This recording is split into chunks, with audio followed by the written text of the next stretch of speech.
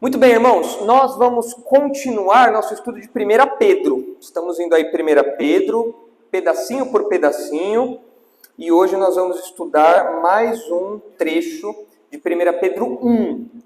Hoje nós vamos começar o trecho que abrange os versículos 22 a 25. 1 Pedro 1, 22 a 25, certo? Então, o João vai projetar ali para nós o texto. Mas os irmãos devem lembrar que nessa sessão que Pedro está apresentando para nós, ele constrói, ele organiza toda a sessão dando ordens e depois a base da ordem. Então ele dá um comando e depois ele dá o fundamento para esse comando. Então, no trecho anterior, ele ordenou que os crentes vivessem de modo santo. Ele ordenou que os crentes vivessem com temor a Deus. E a base disso era a redenção. Vocês foram resgatados. Então vocês têm que viver com temor. Vocês têm que viver de modo reverente. E ele deu a base para nós. E agora, dos versículos 22 a 25, ele passa para o assunto do amor fraternal. O amor entre irmãos. O amor no contexto da igreja. O amor entre as pessoas que fazem parte da igreja.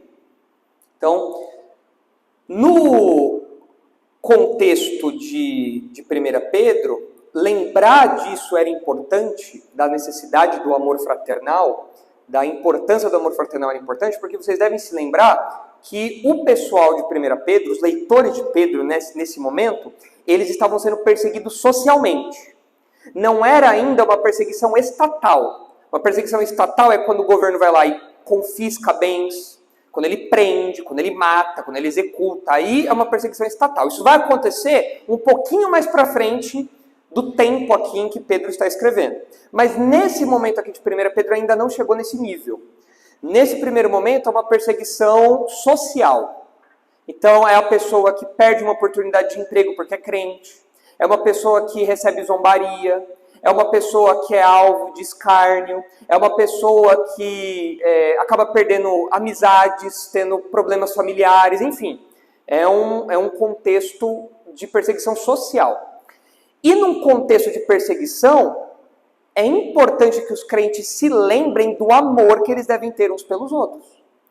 Porque pensa, se eu sou zombado, se eu sou escarnecido, se as pessoas me odeiam lá fora, onde é que eu vou me sentir? Onde é que eu devo me sentir acolhido, amparado, amado? Dentro da igreja. Então Pedro transiciona o assunto, ele fala, vocês têm que viver em santidade, e uma expressão de uma vida que agrada a Deus, avançando agora no seu raciocínio, é que o crente tem que viver preocupado com o amor fraternal. Porque isso é essencial para que os crentes sobrevivam em meio a essa perseguição toda que estava acontecendo. Então, isso é muito relevante para a gente também. Porque o mundo lá fora continua zombando da gente. A gente também não tem ainda perseguição estatal. Ainda. Nós não temos ainda. A gente não tem gente sendo presa, a gente não tem bens sendo confiscados. Ainda não, mas a gente nunca sabe. Seja como for, nós já enfrentamos perseguição social. O crente é excluído na faculdade, o crente é excluído do trabalho, perde oportunidades por causa disso. Os familiares cortam relações por causa disso. E nós, como crentes, Jesus já disse que nós seríamos odiados. Isso daí não tem que ser novidade. Tem crente que fica assustado, né? Ai, o mundo me odeia, nossa, não esperava por essa. Ué, como assim? Jesus falou desde o começo, vocês vão ser odiados. Mas tem crente que se surpreende com isso ainda. Poxa, o mundo me detesta, não sei por quê. Meu amigo, por você ser crente, o mundo te odeia. Se o mundo tratou como tratou o nosso Senhor, que dirá da gente? Só que se nós somos odiados lá fora, a gente tem que fazer o possível para que aqui dentro impere o amor fraternal. Aqui dentro a coisa tem que ser diferente. Aqui dentro a esfera tem que ser outra. Lá fora é um ambiente de ódio, de perseguição, de zombaria. Aqui dentro não pode ser assim. Aqui dentro tem que ser um ambiente de paz. Tem que ser aquele ambiente que quando você põe o pé para dentro, você vê as borboletinhas assim, né? Você sente aquele cheirinho bom vindo, assim, aquela brisa gostosa batendo, né?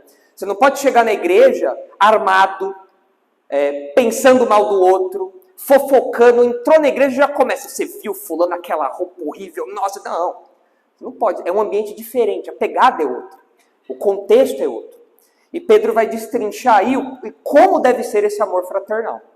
E a gente vai ver a importância disso. E é um texto que, particularmente o versículo 22, eu acho muito bonito.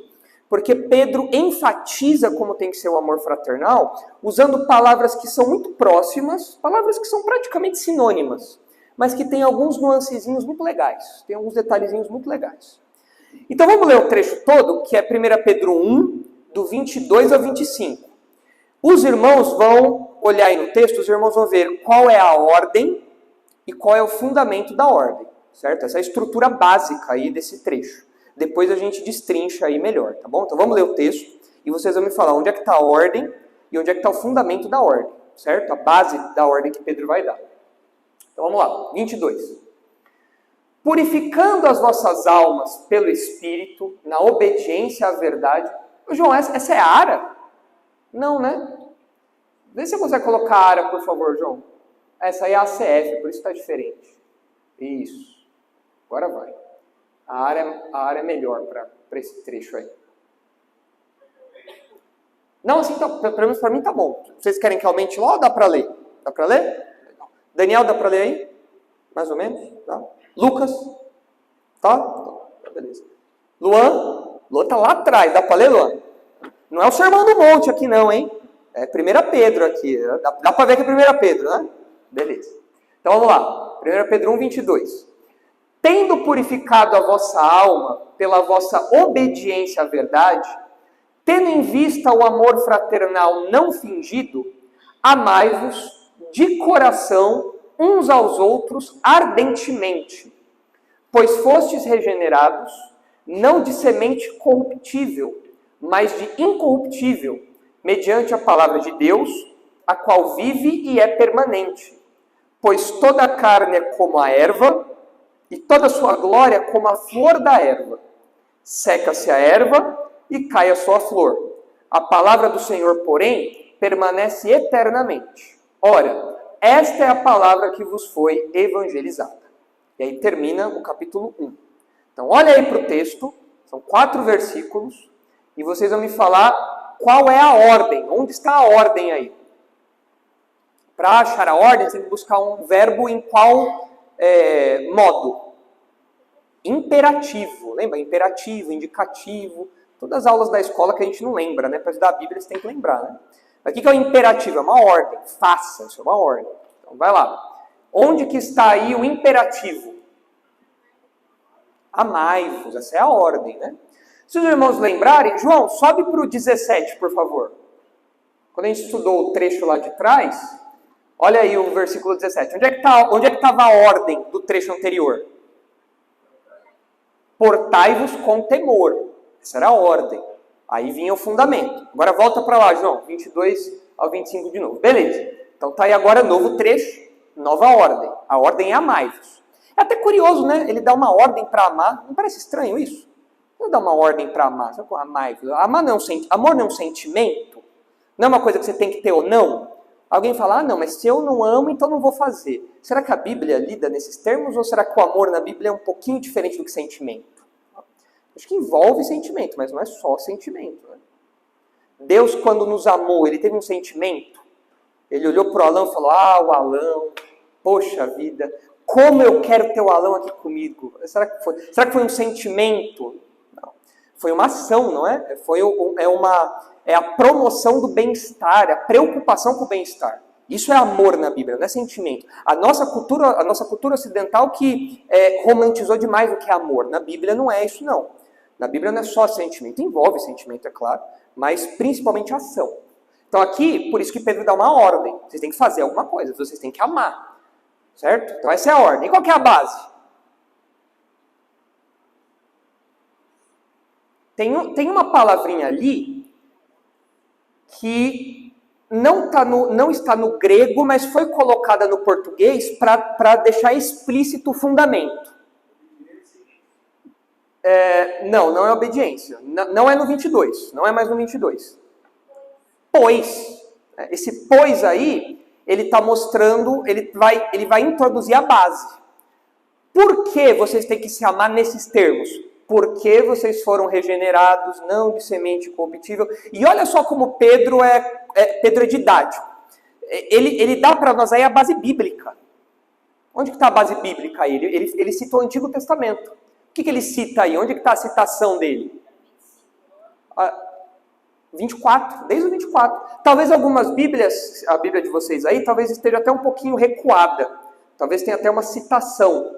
Pois toda a carne é como a erva, e toda a sua glória como a flor da erva. Seca-se a erva e cai a sua flor, a palavra do Senhor, porém, permanece eternamente. Ele está citando o quê? Isaías. Ele está citando Isaías. Então ele dá a base bíblica aí, ó. Vocês têm que se amar nesses termos aqui. Ah, mas por quê, Pedro?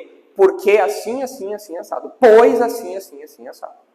Então, depois de Pedro nos dar a ordem e a base, eu tenho a opção de falar, Pedro, não sei se eu concordo com você, não.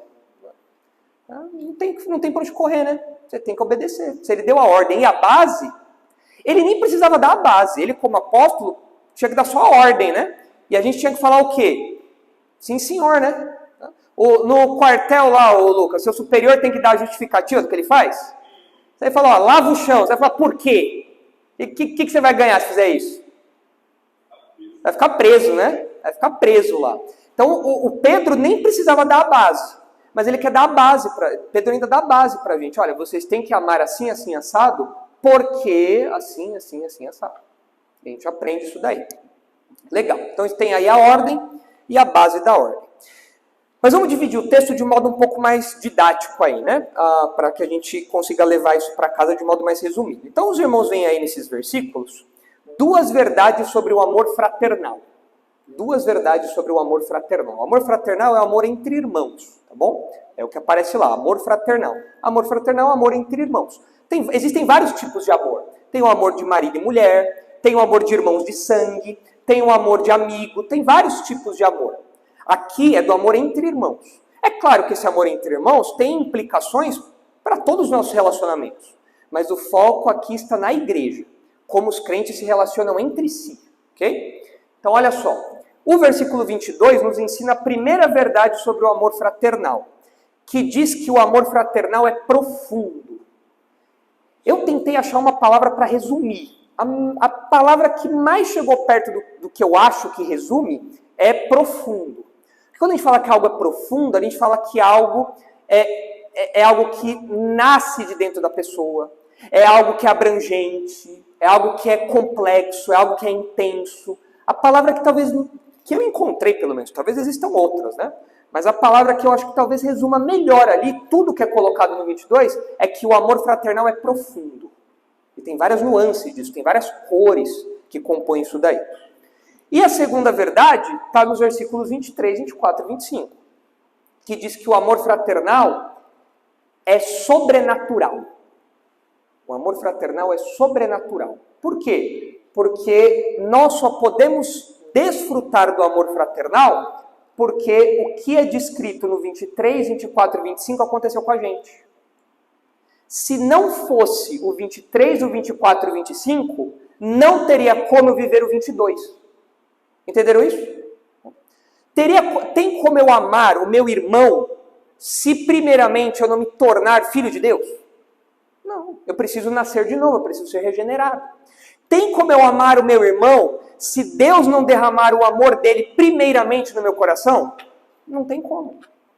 Então, primeiro tem que acontecer o 23, o 24 e o 25, para que então eu possa ter o 22. Então, o 22 fala que o amor fraternal é profundo. E os outros versículos falam que o amor fraternal é sobrenatural. É algo que o próprio Deus produz, algo que tem origem divina. Certo? Mas hoje a gente só vai ver o 22. Não vai dar tempo de ver o 23, 24 e 25. Certo? Então vamos ver aí o que Pedro fala desse primeiro ponto, essa primeira verdade sobre o amor fraternal. Que o amor fraternal é profundo. Então como começa aí o versículo?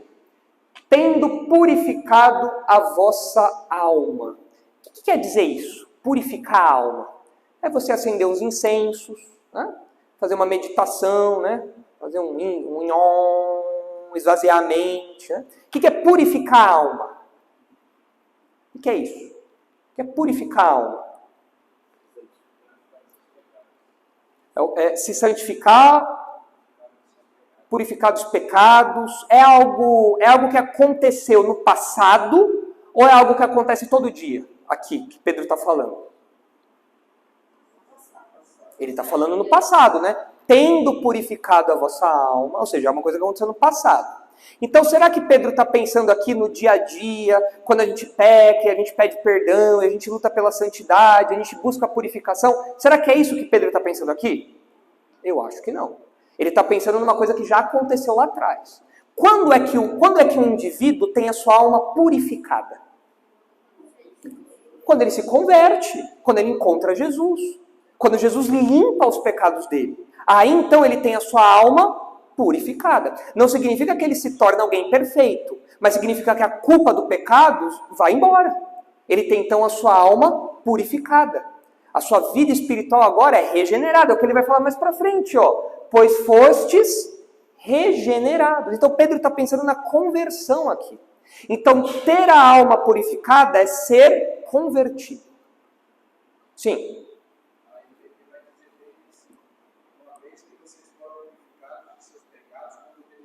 Isso, é isso aí. Uma vez que vocês foram purificados dos seus pecados, ou seja, quando vocês se converteram, vocês foram lavados. Vocês foram limpos pela obra de Jesus, pelo sangue de Jesus. Então vocês foram purificados dos seus pecados, limpos dos seus pecados. Olha só o que diz aí, Atos 15, 9. Vamos completar vamos reforçar essa ideia aí. Olha o que diz Atos 15, 9.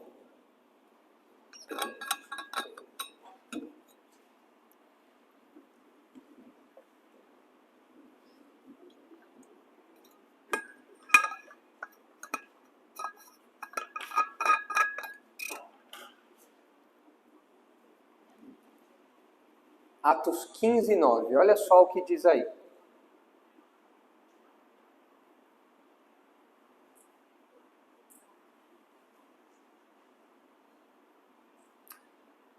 Olha só, é o Concílio de Jerusalém, né? Sobre a questão dos gentios terem que se circuncidar ou não, seguir a lei mosaica, aquela coisa toda. E aí é dito assim: e não estabeleceu distinção alguma entre nós e eles. Quem são nós e quem são os eles aqui?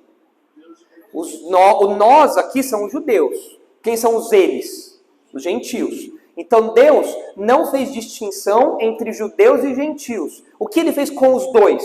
Purificou-lhes pela fé o coração. Então todo o colesterol foi embora. É isso que é purificar o coração aqui? Fazer, como é que chama o procedimento para cateterismo? É isso? Não. O que é o coração aqui? O que é purificar o coração aqui? É a alma. Nós somos alvos da regeneração espiritual. Agora nós temos um novo coração. O nosso coração foi limpo, a nossa culpa foi removida, nossos pecados foram perdoados. É isso que está falando aqui. Nós somos renovados interiormente, certo? Olha o que diz aí, olha essa promessa, como se cumpre de fato nos crentes. A promessa de Ezequiel 36. É a promessa da nova aliança. A nova aliança tem várias promessas. Dentre essas promessas tem a purificação de pecados. Isso acontece nos crentes. Os crentes têm os seus pecados purificados. Olha só, Ezequiel 36, 25. Ezequiel 36, do 25 ao 27, João. Ezequiel 36, 25 a 27. Olha que legal.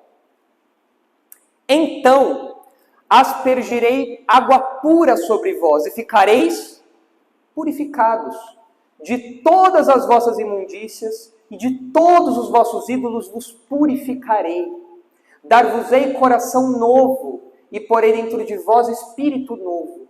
Tirarei de vós o coração de pedra e vos darei coração de carne. Porei dentro de vós o meu espírito e farei que andeis nos meus estatutos, guardeis os meus juízos e os observeis. Então, quando Deus purifica o coração de alguém, o que acontece com essa pessoa? Essa pessoa agora ela tem um novo coração, ela passa a amar a Deus. Antes ela não amava a Deus. O ímpio odeia a Deus. Todos nós um dia odiamos a Deus, fugíamos de Deus.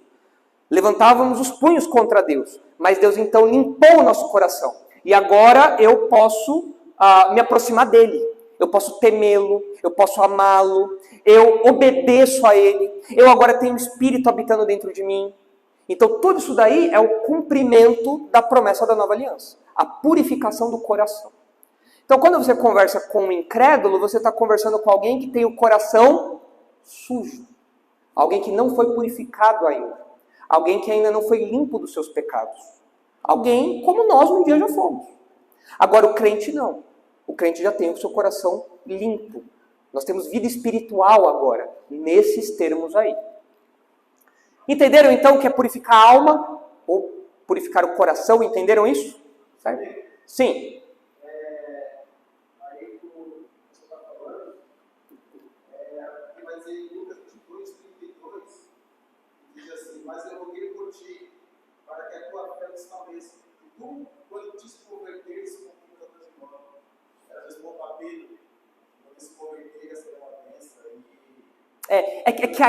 É que aí nesse texto, a palavra converter talvez não tenha a ideia de que Pedro era incrédulo. A palavra converter aí pode ser a ideia dele se arrepender, dele mudar a tratativa dele. Pode ser isso. Então, Pedro, lá na frente, quando você voltar de tudo que vai acontecer, aí você vai fazer isso, aquilo. Pode ser essa ideia aí. Mas todos os discípulos, todos, seja Pedro, seja todos, tiveram que ter o coração purificado para ser servo de Jesus. E não tem como alguém ser servo de Jesus sem passar por isso daqui. Sem passar por isso.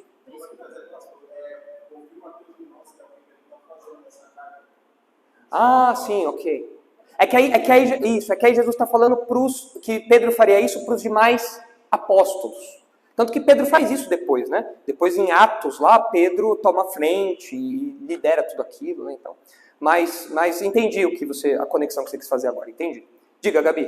Quando dizem assim, será que ele era cristão mesmo? Ou assim, tipo, a pessoa que sai da igreja, aí pergunta, será que ele era crente mesmo? Entendeu? Tipo, Uma pessoa que se desvia.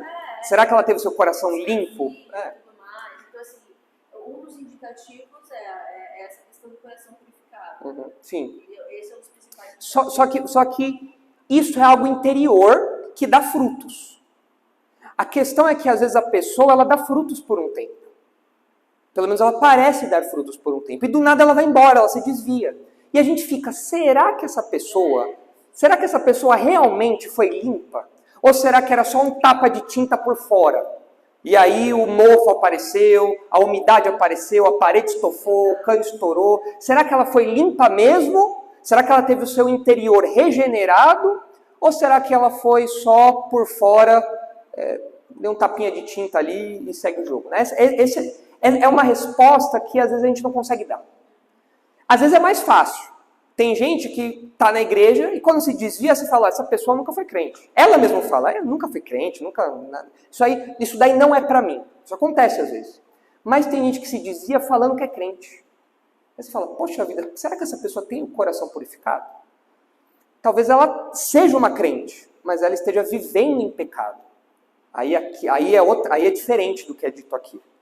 Aqui fala da conversão. É algo que acontece interiormente. E é interessante isso, volta lá por favor, João, para 1 Pedro, é interessante a gente notar que essa ação é uma ação que vem de Deus, né? Não tem como a gente limpar a nossa própria alma. Não tem como a gente fazer isso. É Deus que precisa fazer isso na nossa vida. Legal, mas aí o texto continua. Então, ó, tendo purificado a vossa alma, e aí vem uma coisinha, aí vem uma expressãozinha que pode causar um estranhamento em alguns. Fala que a purificação da alma aconteceu pela obediência à verdade. Então é assim, para você ser purificado, para você ser salvo, você tem que obedecer a Deus. E se você obedece tudo direitinho, se você dá o dízimo, se você vai na igreja, se a mulher não usa calça, se o homem não deixa a barba crescer, então como você obedeceu isso, então você é purificado. É isso que o texto quer dizer? Mas ele não está falando ali, ó, que a purificação veio pela obediência? E aí? E agora? Como que a gente desata esse nó aí? Vocês estão esperando que eu desate, né? Vou jogar o novelo para vocês de novo. E aí? A obediência é uma ação da purificação. A obediência é uma ação, é uma consequência da purificação? Em vários lugares é, Alão, na Bíblia. Mas aqui, a obediência está sendo apresentada como um instrumento. É por isso que está ali, ó, pela vossa obediência. A obediência é a ferramenta pela qual alguma coisa acontece dentro da gente. No caso ali, a purificação. Obediência à palavra seria o quê, então, Silvano? O que seria essa obediência? Porque ele fala obediência à verdade, né? Vamos supor que verdade ali seja a palavra de Deus, a Bíblia, então. Então, se eu obedeço a Bíblia, minha alma é purificada. É isso? Então...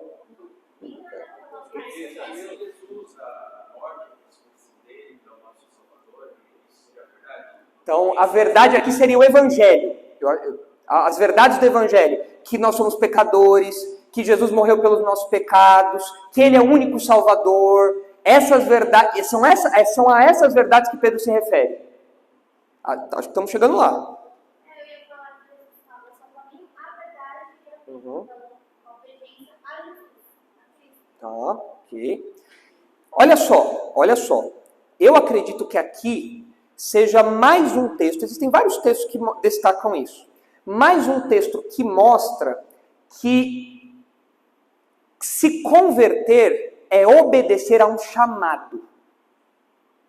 Deus ordena que todos os seres humanos se arrependam e se convertam e creiam em Jesus. Deus ordena que isso aconteça. Isso é uma ordem. Eu exijo que todos reconheçam Jesus como Salvador. Todos fazem isso? Não. Nem todos fazem isso. Os ímpios não fazem isso. O crente faz isso? Claro que é Deus que atua em nós, para que nós façamos isso. Mas se você entender ali verdade como evangelho, as verdades do evangelho faz sentido. Olha só, vocês foram purificados porque vocês obedeceram ao evangelho. Agora clareou. Então, de fato, quando Deus chamou, falou, Gabi, vem. A Gabi foi.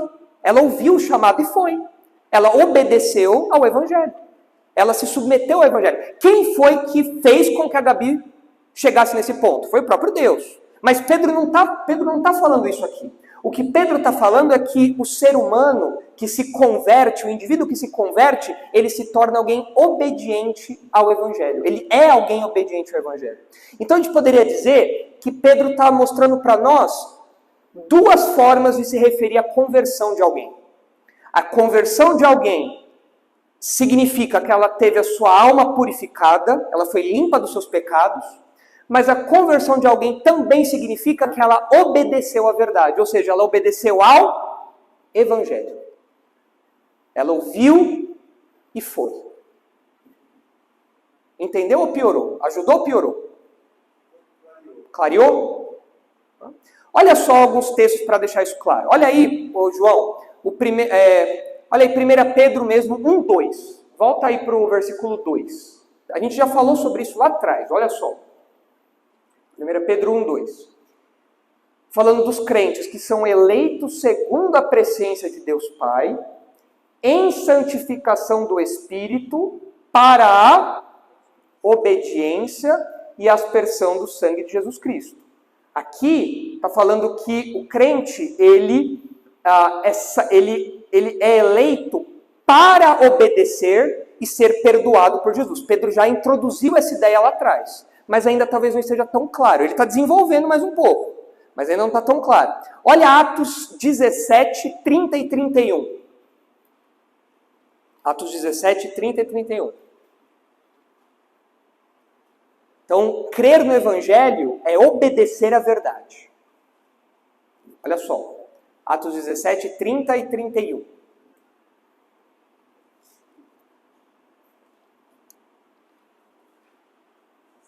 Ora, não levou Deus em conta os tempos da ignorância. Agora, porém, notifica aos homens que todos em toda parte se arrependam. Aquele verbo ali, notificar, tem alguma tradução diferente aí na Bíblia de vocês? Ou todas as traduções trazem notifica? Agora ele ordena. Essa é a ideia. Então, olha só, existe uma ordem que Deus dá para todos. Agora, porém, ordena aos homens que todos, em toda parte, se arrependam. Ou seja, confessem seus pecados e creiam em Jesus. E então sejam salvos. Essa é a ordem. O evangelho tem um imperativo embutido nele.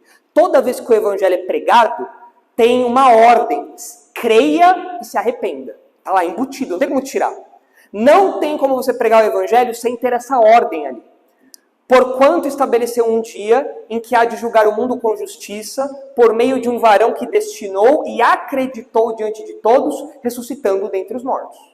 Então Deus está dando uma ordem. Creiam que Ele é o Salvador. Porque um dia eu vou julgar a todos. Agora, olha só o contraste de obediência e desobediência em 2 Tessalonicenses 1. Aqui, em 1 Pedro, ele está falando que nós obedecemos a verdade. Que obediência é essa? É obediência à ordem do Evangelho. Obediência à verdade. A verdade que salva, a verdade que liberta, a verdade que purifica. Nós obedecemos a isso. Agora, 2 Tessalonicenses 1 mostra o outro lado. O lado de quem desobedece. Olha só aí, 2 Tessalonicenses 1:8.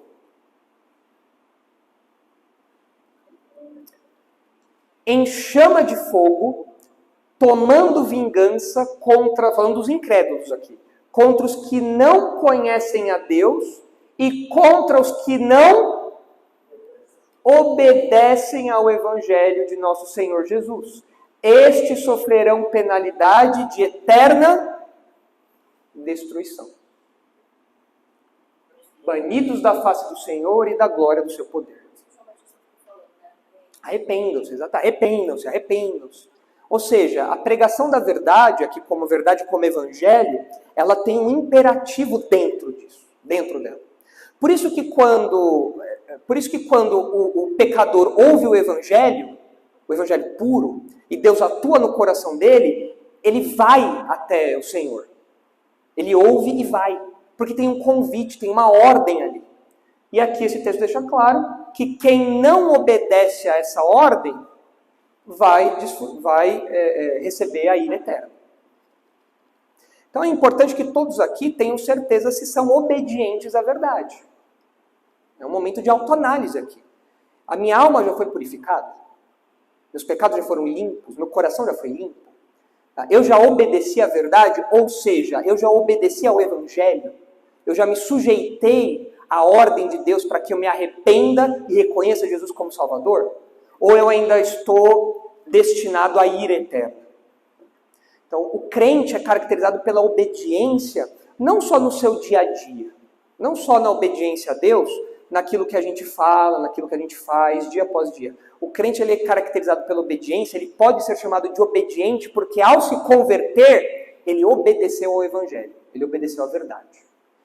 Então, se a gente fosse dar sinônimos, né? Vamos dar sinônimos para o crente. O crente é alguém perdoado, o crente é alguém regenerado, o crente é alguém purificado, o crente é alguém limpo, o crente é alguém obediente. Então Pedro está destacando quem nós somos. Pedro está apresentando a nossa condição.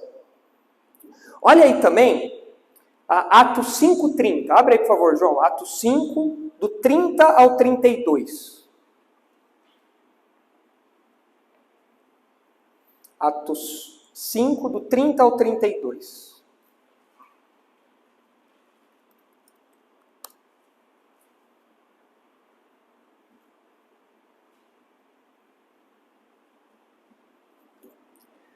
O Deus de nossos pais ressuscitou a Jesus, a quem vós matastes, pendurando-o no madeiro.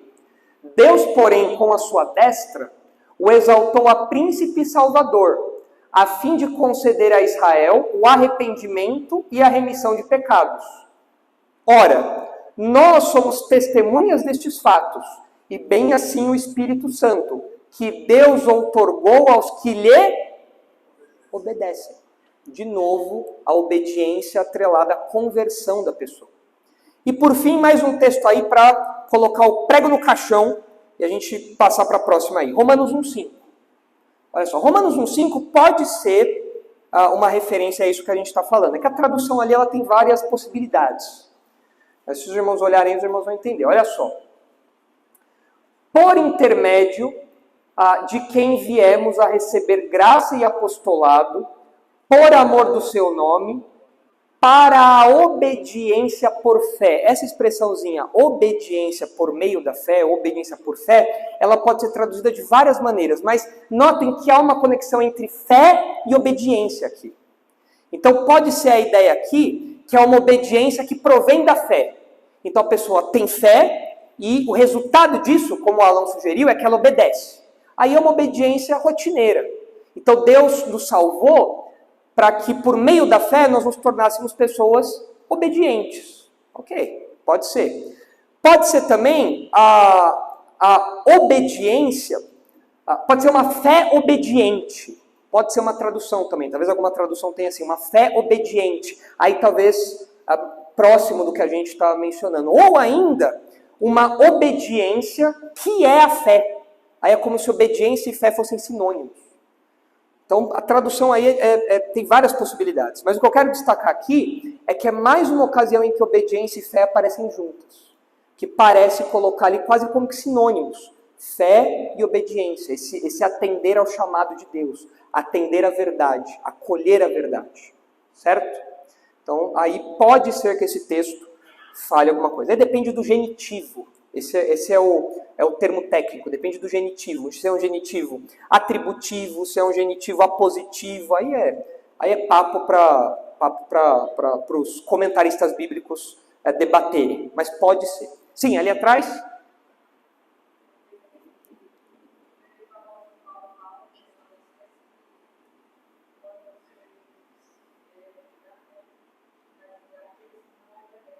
Isso,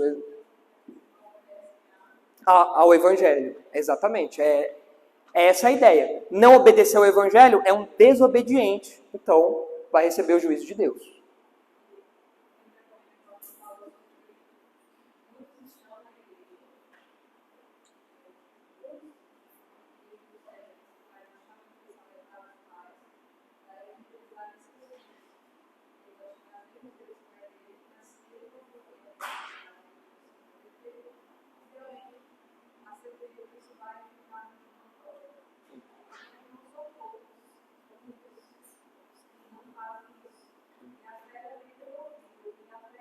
Sim. Não tem como. É por isso que o pregador, o pastor, tem a responsabilidade de sempre que ele estiver no púlpito, ou aqui embaixo, como eu estou agora, né? Não estou no púlpito, mas estou aqui, também vale, né? Ele tem que pregar o Evangelho. Sempre. Sempre. Ele sempre tem que pregar o Evangelho. Porque quando a gente anuncia o Evangelho, tem uma ordem ali. E aí a pessoa, se Deus abrir o coração daquela pessoa, ela vai acolher aquela mensagem.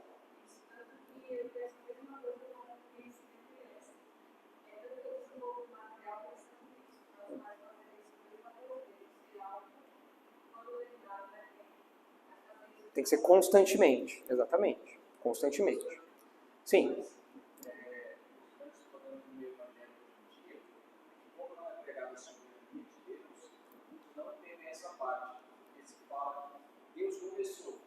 Mas se eu não for o seu culpado, como que isso vai na cabeça? Não vai entrar no nosso. Exato. Para você aceitar e obedecer, saber que o Senhor sabe o que faz, né? Mas isso na cabeça de muitos que até mesmo não consequente, mas quando se debate com isso, ele fala, talvez eu não seja porque eu não consigo aceitar isso de Deus. Se ele não me chamar, eu não vou. E é interessante porque aqui em 1 Pedro não está preocupado em discutir isso. Porque ele fala aqui de obediência. Você fala, mas obediência é uma coisa que eu faço. Mas quem te capacita a obedecer? É Deus. É Deus. Nós, por nós mesmos, nós jamais obedeceríamos a Deus. Jamais faríamos isso. Então Pedro apresenta, ele fala que é obediência. Mas ele não fica debatendo se é uma obediência, porque Deus capacita, não capacita. Ele fala, crer no Evangelho é obedecer ao Evangelho. É atender esse chamado. Mas nós sabemos que nós só fazemos isso pela capacitação de Deus. É Deus que tem que atuar em nós. Legal. Então, agora, volta lá, por favor, João, para 1 Pedro 1, 22. Então agora a gente tem o entendimento dessa introdução do versículo, né? Tendo purificado a vossa alma pela vossa obediência à verdade, agora ele vai falar o que o crente tem que ter como alvo, qual tem que ser a meta do crente. Né? Então olha só, você foi purificado, ou seja, você foi limpo dos seus pecados, você obedeceu à verdade, ou seja, você creu no Evangelho, e agora você tem que ter um alvo, você tem uma meta, você tem um padrão, um parâmetro, você tem algo para você buscar e se guiar. O que você tem que fazer? Olha lá. Tendo em vista, acho que a NVT traduziu como tendo por alvo, tendo como alvo, alguma coisa assim, não é? É a explicação, essa é a ideia. Então, ó, vocês foram limpos de coração, no coração de vocês, e vocês obedeceram à verdade. Agora vocês têm que ter um alvo. Qual é o alvo? O amor fraternal não fingido. Aí o bicho começa a pegar, né? Porque começa a falar de amor fraternal, começa a cobrar da gente, né? Até agora estava tudo beleza, né? Ah, que legal, eu sou limpo, tô limpinho, né? Tô purificado, né? Tem até a música das crianças. Como que é a música da criança?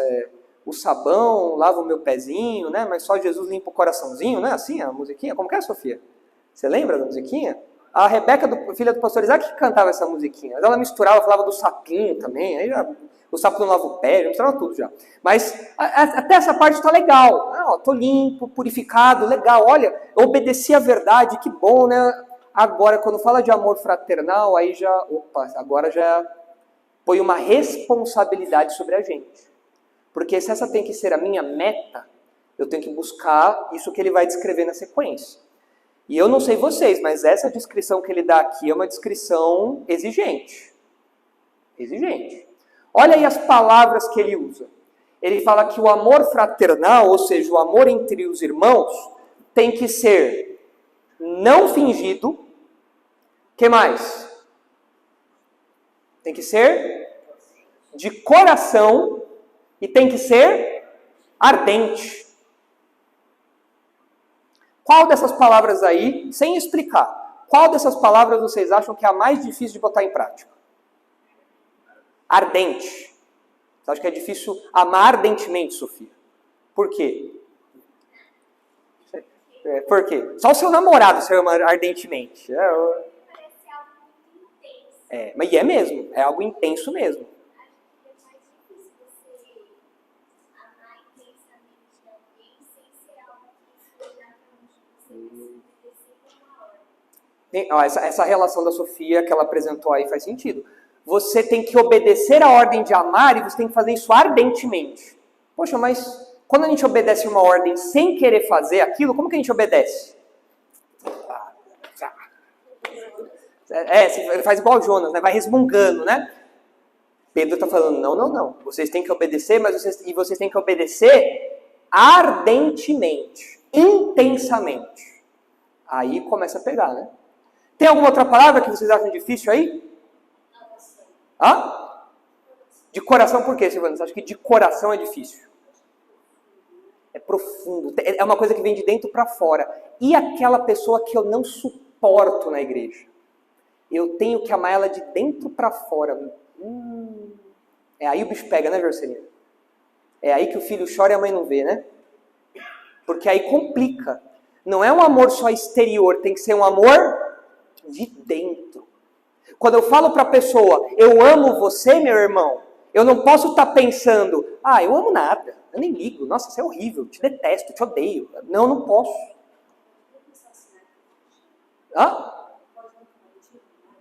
Não pode. É muito alto o padrão aqui. Não pode. Não pode. Não pode. E às vezes a gente pensa, né? Fala, nossa, eu tô falando isso pra pessoa, mas eu vou orar por você, irmão, mas não orei coisa nenhuma. Você fala, ai, que feio, né? Tô sendo falso. Tô mostrando uma preocupação que não é verdadeira. Né? Teve um sermão que o pastor Marcos falou assim, para ser crente, você tem que gostar de pessoas. Tinha uma coisa assim, senão você vira budista, você fica no monte lá, meditando. E assim, isso me marcou porque eu tenho uma dificuldade. Assim, eu não sei, eu acho que seria muito mais Pedro do que... Mas assim, eu tive que exercitar essa questão muitas das vezes de ir até as pessoas, falar com as pessoas, porque assim, o mundo ele te ensina a individualidade, né? Então assim, é você e pronto. Mas a questão de, né, abraçar todo mundo é difícil, mas é um passo de cada vez, não? É a ação do Espírito Santo também, é questão de obediência, né? Sim. Eu nem sabia o nome de algumas pessoas. Tem pessoas que eu cumprimento que eu não sei o nome, mas eu sei que ela é da igreja, né? E sim, é diferente, é você se doar para isso também, né? Sim. O que me ajudou bastante foi a questão do evangelismo na rua, né? Assim, tipo, você fala com pessoas que muitas das vezes eu quase já tô indo nesse mundo de Jeová no evangelismo, então assim, tá tudo bem, eu vou com ele. Assim, isso que a Gabi está falando da dificuldade de amar fica ainda mais em evidência, porque tudo bem, tem pessoas que são mais isoladas mesmo assim, né? São pessoas que são um pouco mais fechadas. Mas na igreja, porque lembra, ele está falando de amor fraternal. Na igreja eu tenho que amar pessoas que são totalmente diferentes de mim, às vezes opostas a mim. É o palmeirense que tem que amar o corintiano. É o bolsonarista que tem que amar o lulista. Não, aí chutou o balde, né? Aí não dá. É o brasileiro que tem que amar o argentino. Meu Deus, como? Lo hermano? Não pode. Como é que é? Eu te amo em espanhol? Como que é? Te quero, né? Falar te quero, hermano. Meu Deus, mas você falar isso? Não. Você fala da boca pra fora, né? É difícil falar isso de dentro. E a Gabi mencionou uma coisa interessante. A gente associa amor na Bíblia a qual autor? João. Porque ele fala, filhinhos, amai-vos, né? Diz a tradição que João morreu, o apóstolo João morreu falando sobre o amor. Essa tradição que é dita sobre ele. Só que quem coloca o patamar, o parâmetro do amor lá em cima? O Pedro, o explosivo. Será que ele aprendeu uma coisa ou duas sobre amor? E será que a gente tem que aprender uma coisa ou duas aí sobre amor fraternal? Mas não vai ser hoje que a gente vai aprender sobre isso. Porque não dá mais tempo. Acabou nosso horário ali. Então, na próxima ocasião, a gente vai falar sobre as marcas desse amor aí. Então, é um amor, a gente disse que é um amor profundo, né? É um amor que tem que ser sincero, é um amor que tem que ser interior e é um amor que tem que ser intenso. São as 3 marcas do amor fraternal. E aí a gente vai avaliar e ver onde a gente tem que crescer, né? Quais dessas características a gente tem que cultivar mais no nosso coração. E a gente vai estudar isso daí. Porque lembrando, isso era importante para os leitores de Pedro. Lembra, eles estavam sendo perseguidos, zombados, ridicularizados. Eles estavam sofrendo. Dentro da igreja eles tinham que promover esse tipo de amor aqui. Lá fora é ódio, lá fora é zombaria. Aqui dentro não pode ser assim. Aqui dentro tem que ter um amor não fingido, de coração e ardente. O ódio das pessoas lá fora é um ódio sincero? É um ódio de coração? É um ódio ardente, intenso? Então, dentro da igreja, o amor, a resposta é que os crentes dentro da igreja têm que ter um amor sincero, de coração e ardente. Para que a gente sobreviva nesse mundo de sofrimento, de tragédia, de perseguição. A gente precisa disso dentro da igreja. É aqui que a gente vai encontrar isso. E não fingido, não pode ser fingido. Não pode ser da boca para fora. Não pode. Não pode. Sim. Fala, a cordialidade, a boa noite, tudo bem? Não pode ser igual atendente de loja, né? Atendente de loja fala, você está procurando alguma coisa? Seja bem-vinda. Não pode ser com aquele sorriso falso amarelo, não pode. Seja bem-vinda. Quer alguma ajuda? Torcendo, espero que ela não peça ajuda nenhuma. Não pode ser assim. Quando eu cumprimento alguém, irmão, seja bem-vindo. Eu tenho que estar desejando realmente que aquela pessoa seja bem-vinda e se sinta acolhida, se sinta bem aqui. Exatamente. Não precisa exagerar também, né? Já dar um abraço na pessoa, vem cá que eu vou te carregar no colo. Não precisa, né? Pedro não está pedindo isso também, né? Mas aqui dentro tem que estar fervendo de amor pelo meu irmão.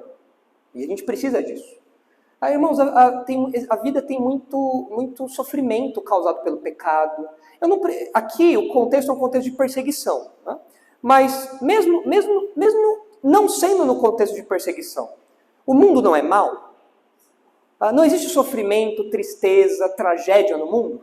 Aqui dentro tem que ser o lugar onde nós sentimos esse amor, que nós só temos porque nós somos regenerados. Se Deus não tivesse derramado isso em nós nunca experimentaríamos isso. E o mundo não pode experimentar esse amor.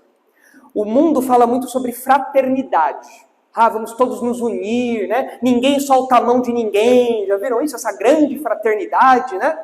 Isso é tudo balela. Isso não é fraternidade.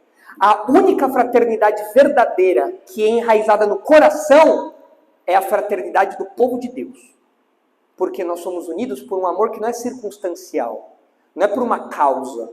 Nós não estamos unidos porque estamos unidos pelos negros, pelas mulheres, pelo seja lá o que for. Nós estamos unidos porque o próprio Deus derramou o amor dele em nossos corações na obra de Jesus.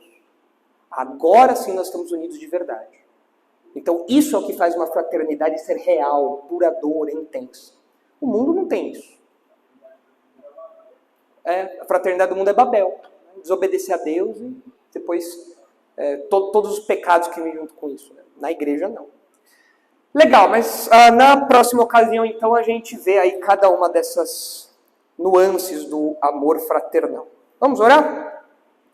Santo Deus, obrigado pela sua palavra que nos orienta em cada área da nossa vida. No nosso último estudo em 1 Pedro, nós aprendemos sobre a necessidade de santidade, de temor ao Senhor, de viver uma vida obediente ao Senhor, e agora continuamos havendo a necessidade de nos sujeitarmos àquilo que o Senhor tem para nós no amor fraternal. Ajuda-nos a obedecer, Pai, a esse seu comando. Que o nosso amor seja caracterizado por isso que está sendo apresentado aqui, pelo apóstolo Pedro. E obrigado porque isso só é possível porque nós tivemos os nossos corações purificados e porque nós obedecemos ao Evangelho pela ação do Senhor em nossa vida.